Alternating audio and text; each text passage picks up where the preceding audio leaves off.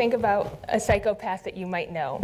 It might be an ex-girlfriend or an ex-boyfriend, a serial killer, or maybe yourself if you enjoy black coffee.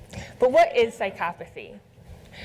Psychopathy is a personality disorder that consists of two orthogonal traits: fearless dominance and impulsive antisociality.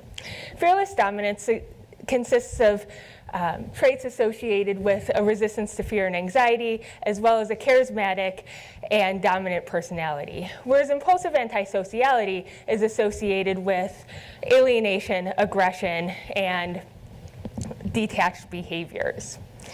So psychopathy is associated with great societal costs. It's associated with high levels of criminal recidivism, as well as causes damaging stress in interpersonal relationships.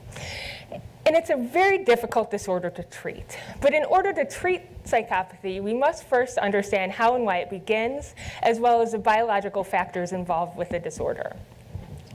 So my study seeks to understand the relationship between trauma and psychopathic traits. So in adolescence, we know that psychopathic traits, which are called callous unemotional traits in those populations, are associated with trauma exposure early in life. We also know that psychopathy and post-traumatic stress disorder are associated with similar dysregulations in biological systems involved in the stress response.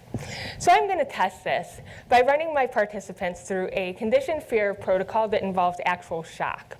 Throughout this experience, participants will be collecting electrophysiological data, so EEG and EMG, as well as heart rate and skin conductance, and hormonal data, particularly the hormone cortisol, which is a major stress response hormone.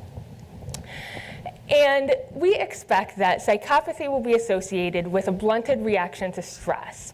And this reaction will be moderated by a history of trauma exposure. And understanding this will allow us to develop a foundation for treating the disorder based on trauma exposure, as well as ways to regulate the system that's been dysregulated through repeated exposures to traumatic events.